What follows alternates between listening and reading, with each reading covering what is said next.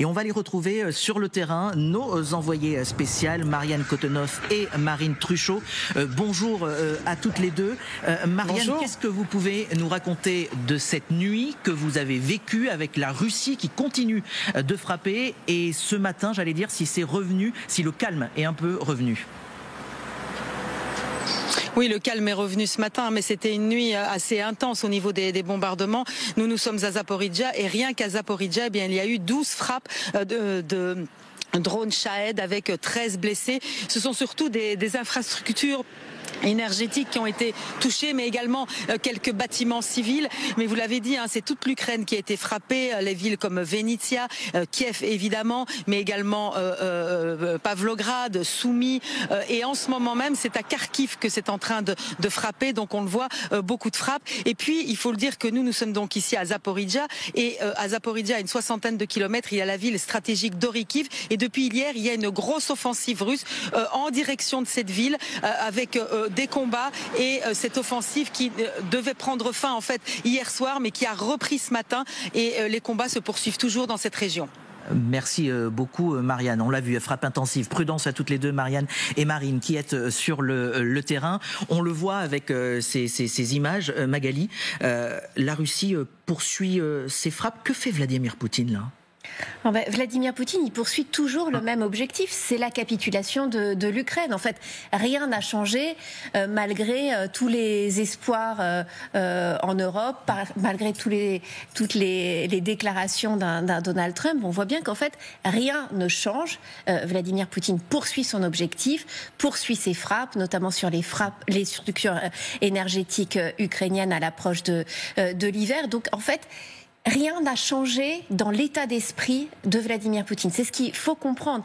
Et l'affaire de cette rencontre annulée à Budapest montre bien qu'en fait, malgré tous les efforts de Donald Trump, qui veut y croire au fait que Vladimir Poutine vienne s'asseoir à la table des négociations, eh bien, ça ne fonctionne pas. Et Donald Trump lui-même a dû le reconnaître finalement hier. J'allais vous dire, est-ce qu'il faut mettre vraiment en parallèle cette réunion de Budapest qui a été annulée, en tout cas reportée, signée, donc sans date précise, avec ce qui vient de se passer, comme vous le voyez, c'est noté, un sentiment, un Poutine qui se vengerait sur l'Ukraine? C'est un message de fermeté absolue que veut continuer à envoyer Vladimir Poutine. Et en effet, c'est une façon de balayer l'idée de négociations sincères. Et en fait, c'est exactement ce que Zelensky était venu dire à Donald Trump dans le bureau ovale vendredi, en disant moi, je veux bien d'un accord, mais il faudrait en face la partie soit sincère et négocie véritablement. Et on voit bien que même si à chaque fois Donald Trump veut croire que Vladimir Poutine va bouger, ses frappes cette nuit prouvent bien l'inverse. Guillaume Lagarde, vous partagez ce que vient de dire Magali ? Une fois n'est pas coutume, je nuancerai juste ce qu'a dit Magali. Je pense que M. Zelensky était venu chercher bien plus que ça dans le bureau ovale. Rappelez-vous, la semaine dernière, tout le monde bruissait,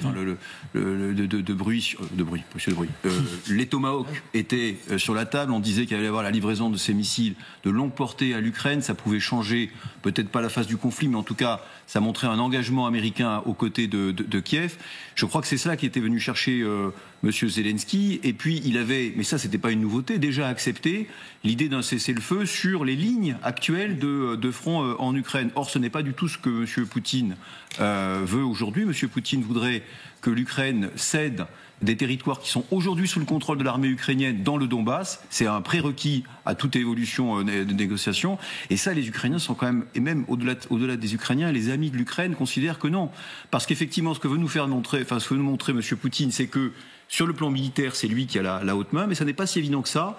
Et les difficultés qu'a l'armée russe à conquérir le Donbass depuis maintenant 3 ans montrent qu'il serait peut-être un peu paradoxal de leur céder sans combat ces territoires aujourd'hui sous la maîtrise de l'Ukraine. Alors, il y a quelques heures encore, on se posait la question, iront pas à cette fameuse rencontre de Budapest en Hongrie. A priori, depuis hier soir, depuis cette nuit, on voit que ça sent pas très bon, voire pas du tout. Je vous le disais, elle est reportée sine die. Jean-Marie Le Guen, ça veut dire quoi? Ça veut dire qu'il y a de part et d'autre, à la fois du côté de Donald Trump et de Vladimir Poutine, la crainte peut-être d'une humiliation, que ça ne réussisse pas et du coup, oh là là, on va attendre et on va pas y aller maintenant. Je pense que l'humiliation, elle est quelque part déjà, même si le culot de Trump fait qu'on ne le dit pas, mais c'est lui qui est humilié dans ce bal ridicule. Il nous a déjà fait le coup en Alaska, il revient faire le coup sur Budapest. La veille, il recevait un coup de fil de M. Poutine qui s'était précipité pour appeler le président Trump avant la rencontre avec Zelensky, de façon à la dévitaliser, cette rencontre, avec des promesses qu'évidemment il ne tient pas, et des rêves sur ce tunnel dans l'Alaska, etc., etc.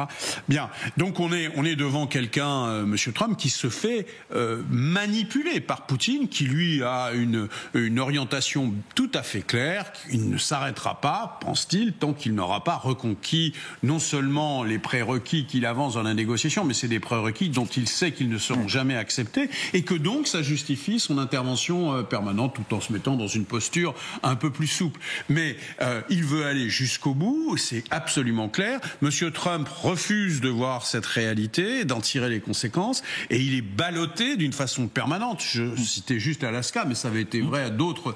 Je pense que nos experts pourraient nous donner toutes les dates où Monsieur Trump s'est avancé et où Monsieur Poutine, après que Monsieur Trump se soit avancé, lui a fermé la porte au nez. Magali.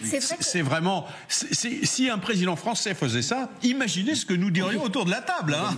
On a l'impression en fait d'une histoire sans fin là, qui se répète depuis 6 mois, où en effet Donald Trump martèle qu'il a obtenu à la suite de coups de téléphone ou de rencontres des avancées du côté de Vladimir Poutine, et finalement tout ça se dégonfle. Là on a Mark Rutte, le patron de l'OTAN, qui va débarquer en urgence à Washington cet après-midi. C'était pas prévu. Pour une fois de plus, on a envie de dire, rattraper Donald Trump et le remettre du côté de l'Ukraine. Alors vous parlez de Donald Trump, je vous propose, on l'écoute. Écoutez. La rencontre avec Vladimir Poutine est annulée ou reportée ?